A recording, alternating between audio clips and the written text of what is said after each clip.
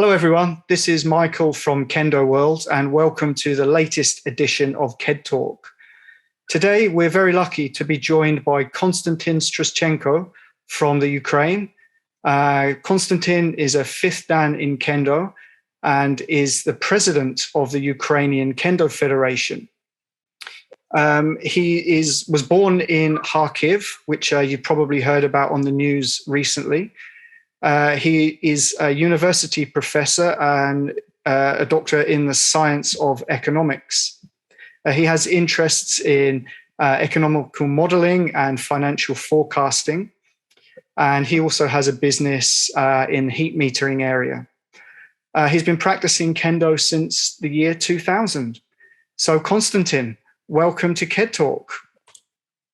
Hello, everybody. Hello, Michael. Thank you very much for the invitation for this talking. It's a big honor for me. I'm ready to make a conversation, please. No, we're very happy that you could join us. We were supposed to do this talk on Thursday evening, but that had to be rescheduled. And then again, yesterday evening. Could you tell us a little bit about why we couldn't do the talk on Thursday? Yeah. Now I'm volunteer and help our military and try make some humanitarian aid, some armors, helmets, and yesterday we make present fire protection shield, fire protection. So that was, at the last moment, Kostyantyn messaged me and said he had to go and do some volunteer work to help the army, and that's obviously much more important than talking about Kendo for an hour. So I hope everything went well on that little exercise. Yeah. So you were born in Kharkiv, which is probably many people have been hearing about on the news recently, as that's one of the areas where the Russian troops have just been forced back from. So how is the situation in Kharkiv at the moment? Now it's better than 2-3 days ago because Russian troops back from Kharkov, and a lot of people try return to my city, and some cafeteria, some shops open, and some business stuff. So are people starting to come back to Kharkiv from other areas? Yes. Oh, okay. So you told me before that you have 2 boys and 2 girls. Have they been staying with you at this time, or did they move to a safer part of the country? No, I send them to the safe part of the country. Some of them go outside, go abroad. Now with me stay my wife. Okay. That's probably, I guess, the same for many people in Kharkiv would have sent the children to safer places. I bet you can't wait for the time when they're all back together with you. I don't know when we'll be safe in my city. Yeah, that's been very big news in Japan, and I'm from England originally, and checking the websites back there about how now the fact that the Russians can't shell with the artillery your city anymore. Obviously, missiles, I guess, are still a worry. Yes, artillery go backward to the Russian border, and now we're safe in the heart from artillery, but missiles is so dangerous. Okay. All right. So could you tell us a little bit about your Kendo history? So when did you begin Kendo, and what brought you to study Kendo? Okay. Firstly, I practiced Aikido, and one day my sensei said that our Aikido section is closed. Was closed. Therefore, he invited me to the Kendo practicing. It was in 2000. Yeah. In Ukraine, we have only 8 or 10 people practicing Kendo. Some of them practicing in Kharkiv. We had a group around 3 or 4 people, and we started practicing Kendo. And that was in Kharkiv where you started? Yes, in Kharkiv and the Kiev and Donetsk. So at that, four cities practicing Kendo. Kharkiv, Kiev, and what were the other 2? Lviv and Donetsk. Okay. And at that time when you started, sort of what was the kendo population in Ukraine like? Was it very small or? Yes, very, very small, not more than 20 people. Oh, really? Okay. We studied Kendo by Hiroshi Adao Sensei book and by video. Oh, right, by video. Okay. How was that, learning by video? It's very, very hard practicing Kendo by video, but some Japanese people from embassy help us and teach some Kendo. Okay. Yeah, I suppose there's not much you can do if you can't have too many people in the country. I suppose you have to learn however you can. But it's fantastic that you were able to keep up practice for so long. It's big problem is a big distance between the cities and bad communication around people. Okay. So you started in 2000. When was the first time that you visited the Kitamoto seminar? I was in Kitamoto seminar in 2012, first time. Was that your first trip to Japan for Kendo, or first trip to Japan for anything? Yes, it's first trip for Japan for everything and Kendo too. How many members from the Ukrainian Federation went to Kitamoto at that time? Alone. I was alone. Oh, just alone. Yes. What was the best experience you had at Kitamoto, or your general impression of it? It was very good experience. So there have been people from Ukraine going to Kitamoto every year since 2012. Were you the first? No, because we have some problems in Kendo, because we have two federations, and Japanese Kendo Federation those equations must be unite Kendo. Therefore, we try make solve this problem. Okay. Try unite Kendo in our country. So you became the president of the Ukrainian Kendo Federation in 2008? Yes. So when did the Ukraine Kendo Federation start? We start organized Kendo Federation in 2000. So, and it was Kharkiv Kendo, iaido, and jodo Federation. After this, we made other federations in other regions. And in 2008, we united all federations in Ukrainian Kendo Federation. Oh, so there were two or three federations, and then in 2008, it became just the one federation? It was around 10 federations. Oh, wow. But in each region, we had federation. I guess that's probably necessary because Ukraine is a very big country, and traveling from one side to the other. I don't know. How long does it take to get from Kharkiv to Kyiv? From Kharkiv to Kyiv, not so long. It's 500 kilometers. But from Kharkiv to western part of Ukraine, western border, around 1,400. Wow. And if you take Donetsk area, it's more. Okay. So you said at the time when you started Kendo, there were about 20 people practicing Kendo. What is the Kendo population in Ukraine like at the moment? We had around 200 people in 2013, before political crisis, and after 2014, our population decreased, and COVID situation decreased more, and now we around 70-80% practicing regularly.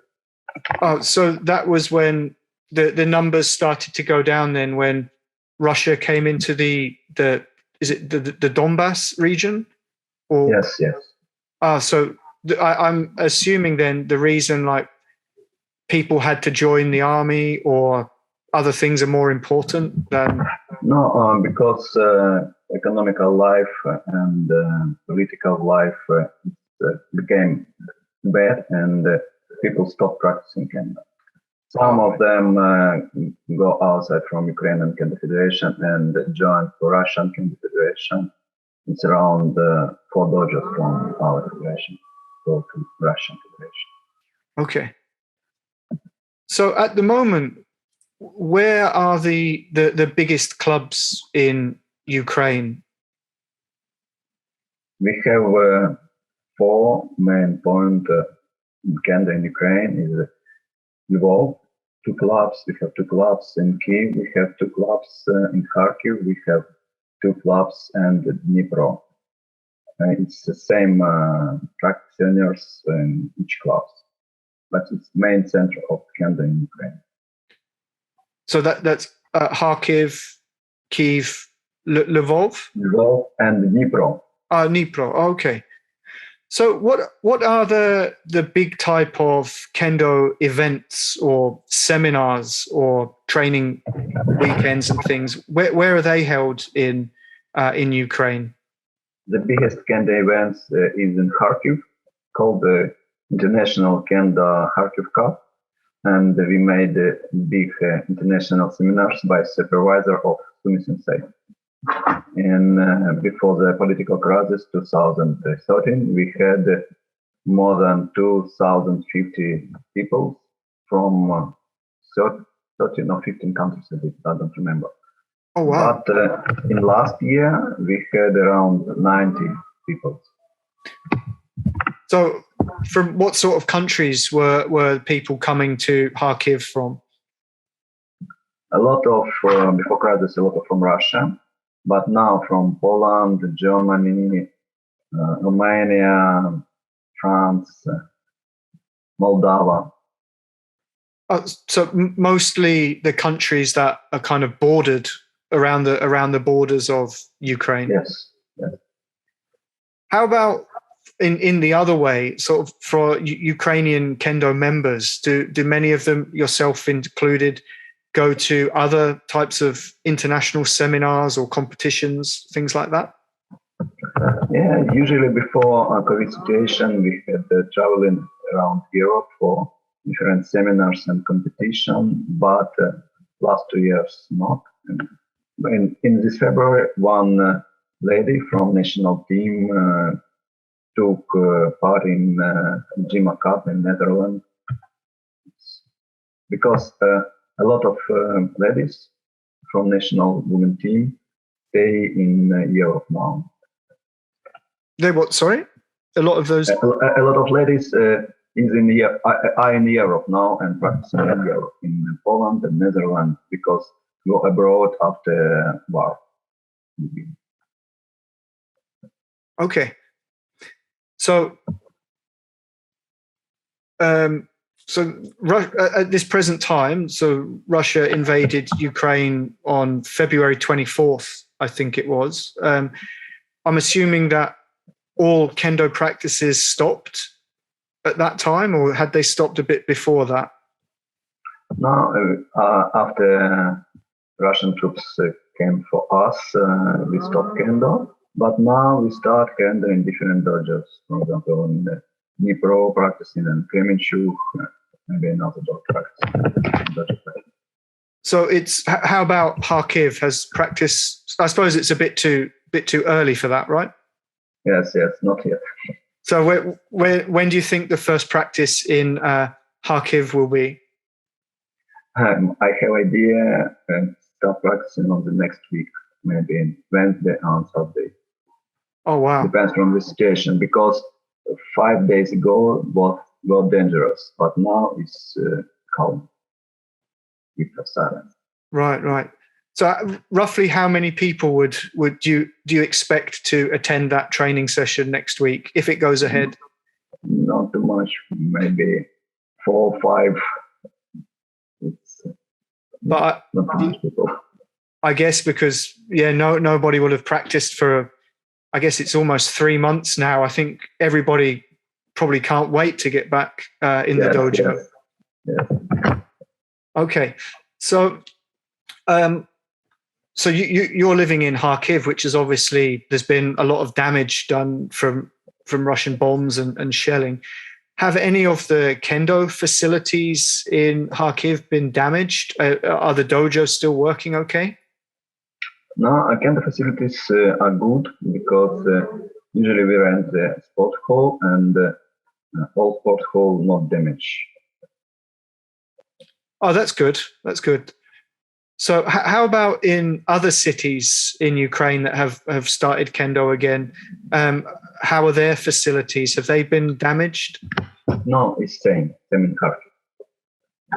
Oh, that's Russian fantastic. bombs destroyed a lot of schools and children garden, but our sport hall where we practice in kendo is good.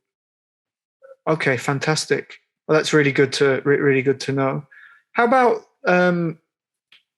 have any of the members of like the national team or regular people that practice, have any of them, or do you know of any of them that have lost their bolgu or shinai as a result of the bombings and or had to leave them behind when they've moved out of different areas? Yeah, I know that girls who go abroad from Ukraine, they leave bolgu in Ukraine and they receive bolgu in Western countries. But men stand in Ukraine because we have permission to go abroad and we have bolgu in Ukraine. Okay, so that they've managed to get their equipment safely? Yeah. Oh, okay, that's a relief. So the European Kendo Championships is due to start on May 27th, I believe. Yes.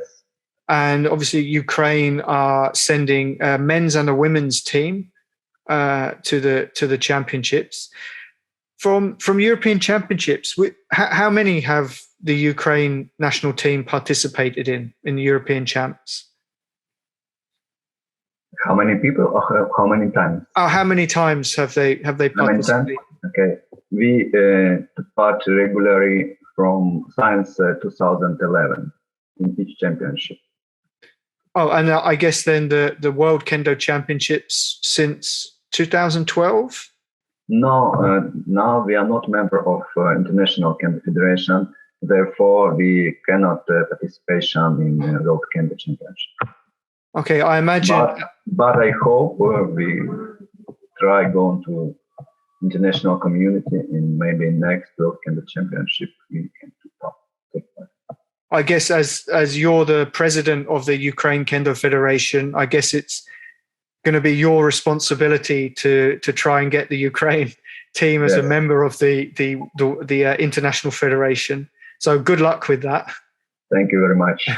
I imagine there's going to be lots of paperwork and meetings and things like that you need to do. But firstly, we must start practicing kendo in our country. Fantastic. So I suppose at this point we should give a big shout out to Evgeny Andreev who's from Russia but living in Paris, I believe, at the moment, who started the GoFundMe page to help the Ukrainian kendo team get to the European Championships in Germany. I had a look at the GoFundMe page. That was, I think, they were originally trying to get 10,000 euros, which has gone beyond that now, and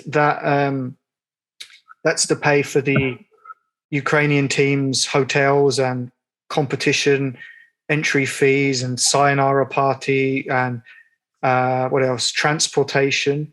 So how much of a help has that fund been for the national team?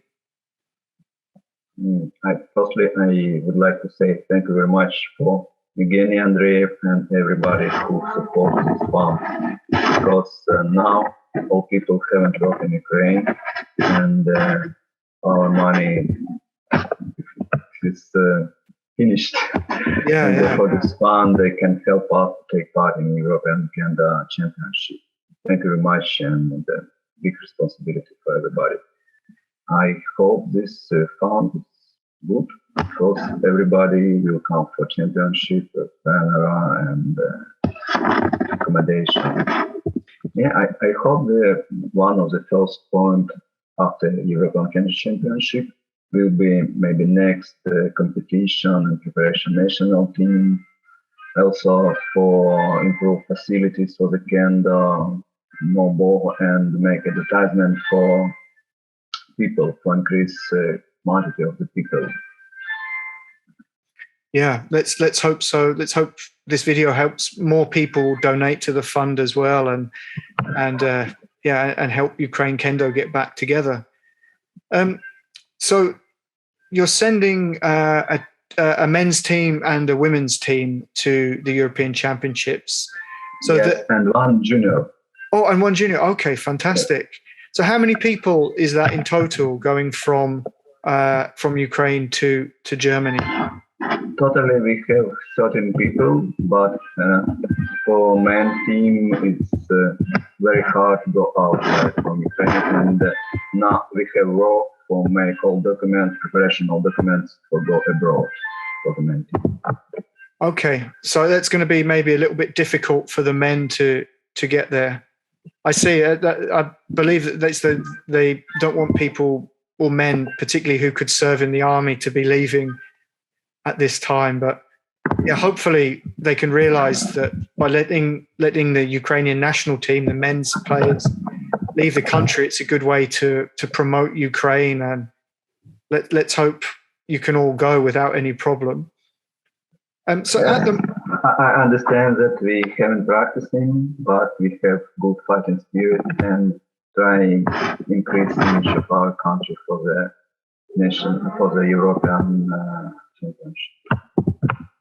So the championships begins in a little under 2 weeks.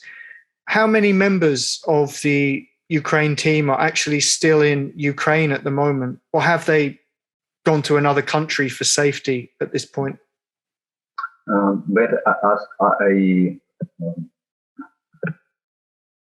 Sorry, say again?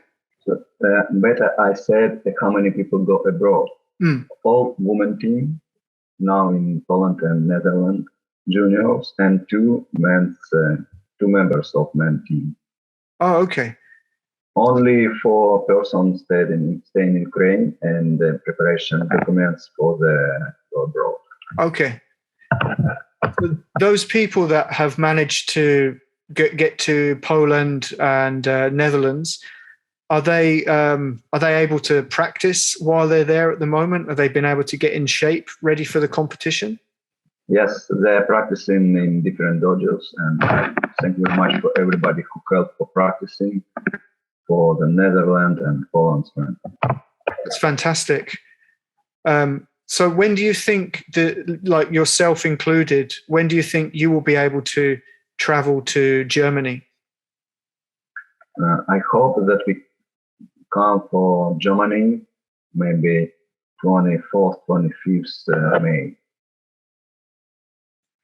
And so, you're not going to be able to have too much time for training in Ukraine, in Germany, but I bet you're excited to be able to meet the rest of your team. Yeah.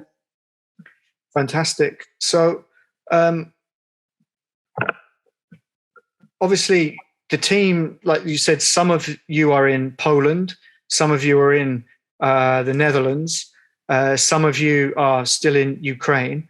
How are you, even though you're in different countries and different time zones, how are you able to prepare for this European Kendo Championships?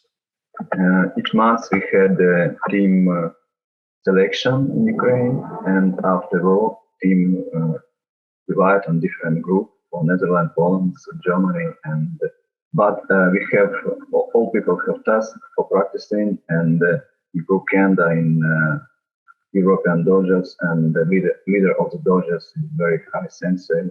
I hope it will be good preparation for them. So I think you mentioned to me before that some of you have been doing practice at home. Obviously, because the last 3 months you haven't been able to do any practice in Ukraine because of the war, obviously. But what type of exercises or what type of training regimen have you been doing at home? Usually we make high suburi exercise. High suburi. Yes. Okay. Have you been doing any other kind of strength or core training, like sit-ups, push-ups, weight training, things like that? Yes. We preparation physically in different hall, but for kendo only practicing alone. Therefore, we make high suburi or make kata alone. So, obviously, as I mentioned before, that some of you are in Holland, some of you are in Poland, and some in Ukraine. Have you been having like weekly or monthly Zoom meetings or online meetings so you can try and get some kind of team spirit together, or so you can discuss what type of training you've been doing? We have regular contact with the leader in each group and discuss about preparation and conditions. So has everyone been able to do at least some type of preparation? Yes, it's good. They prepare for European Kendo Championship. Okay, fantastic. So the championships begins on May 27th. So are you going to be able to have any training sessions in Germany before the championship starts? Yes, we want to make 3 training sessions in Germany, Tuesday, Wednesday, and Thursday. Okay. So so on so Tuesday, Wednesday, Thursday, the championships. Yes. And how long are those sessions going to be? Like maybe a short one on the first day and then a bit longer, then a bit longer? Yes. I hope that we increase the time. Maybe we start from 1 hour, 1.5 hours. Look from the conditions of everybody. Because okay. With people who stay in Ukraine now, we'll have a long train, and we won't travel, and we look for the conditions. Right. So for the men's team, who are your opponents in the group stage of the European champs? It's a good opponents. It's Poland and Switzerland. Poland and Switzerland? Yes. Have you had any experience in previous European championships fighting Poland or Switzerland? No, but we have a lot of friends in Poland and usually fighting against Poland in different championships. You mentioned before, that teams from Poland would come to the Kharkiv Cup as well. Some of members of Poland team and the national team coach came in Kharkiv last year. Okay. Is it the guy's name Bosak? Is he from? No, Mariusz Gal. Ah. Okay. And how about for the women's team? Who do they have in the group stage? We have good chance for women's team because women are practicing and are ready and the good fighting spirits for our women.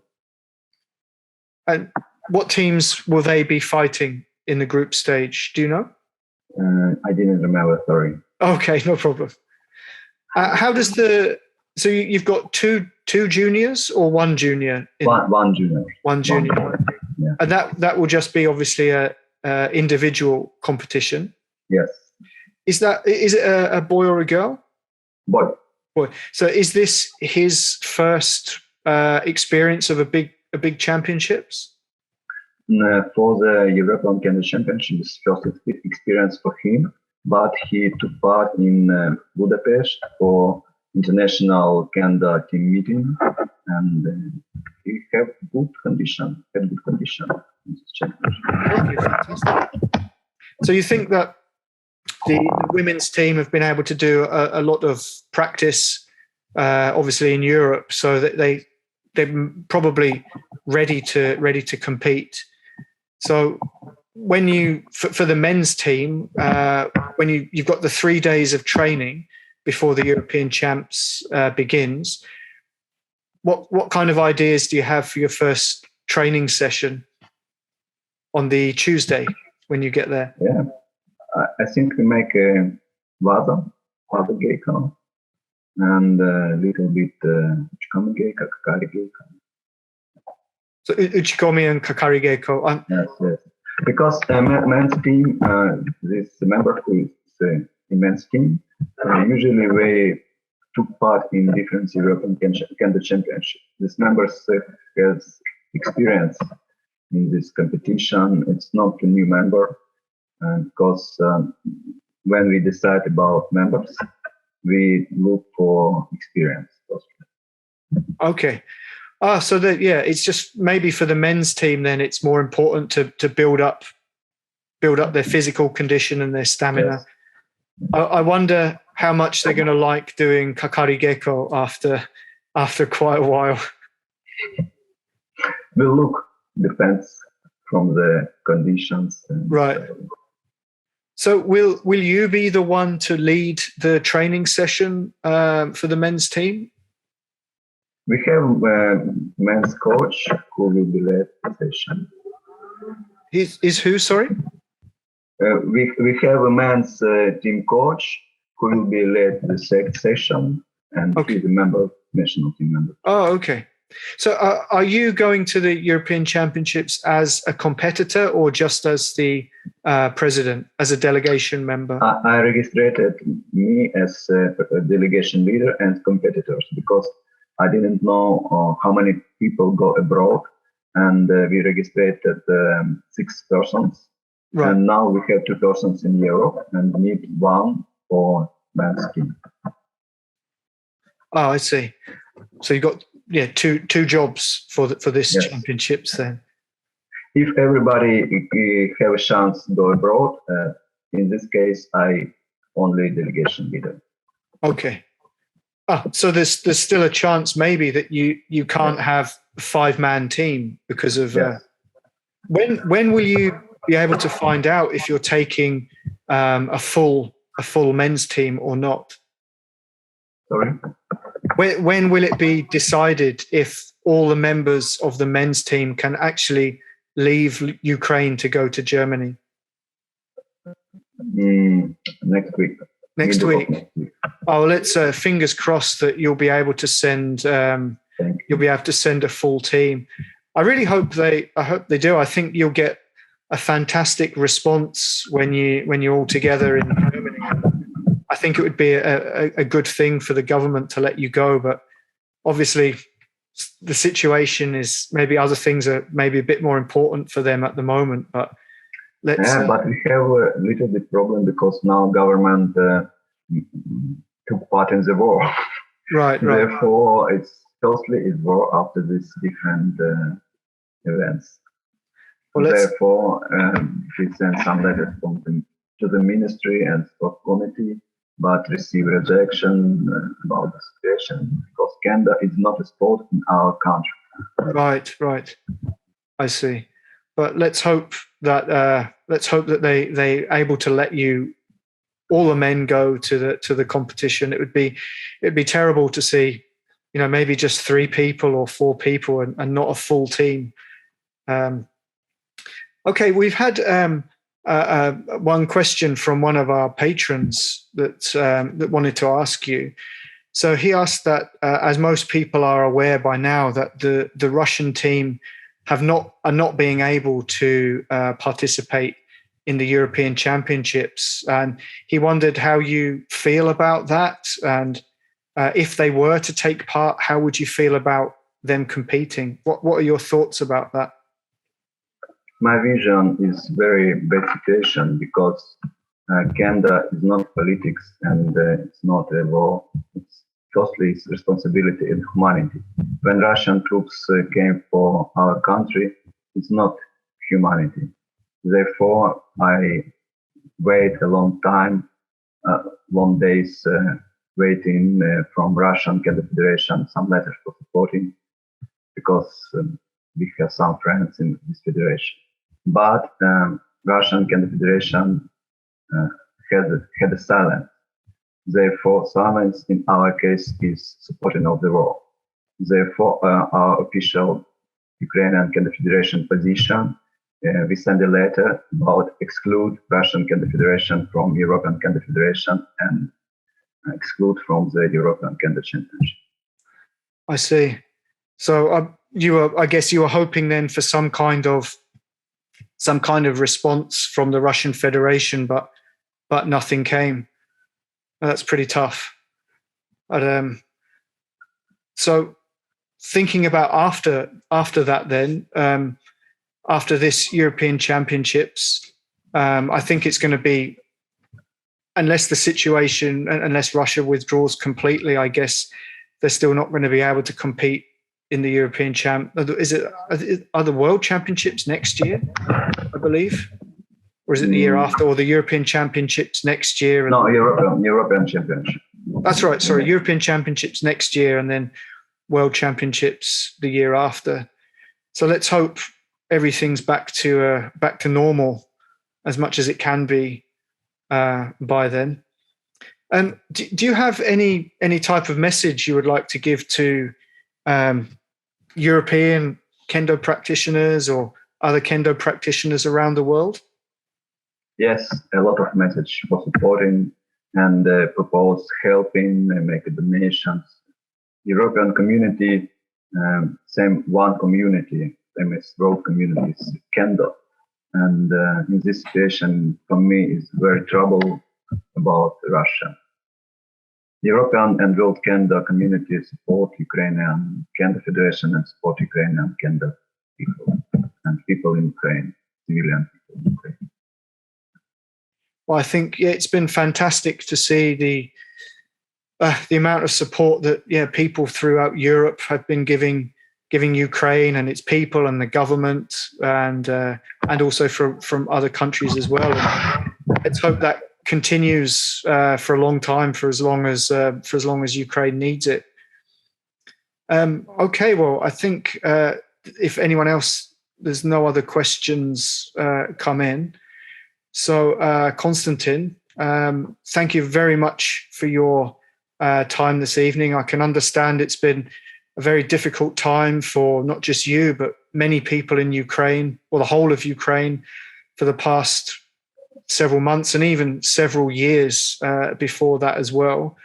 So on behalf of Kendo World, we wish you all good health and good luck in the European Championships at the end of May. We hope that you can all go and all participate and that your country gets back to normal soon.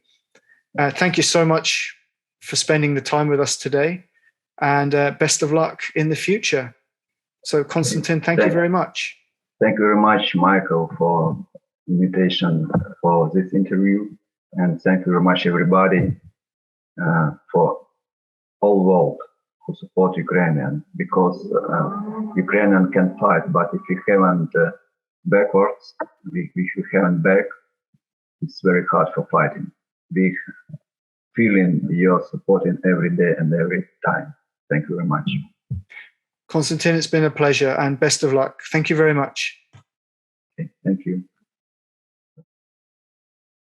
Apologies, everyone. I ended the call a little bit too early then.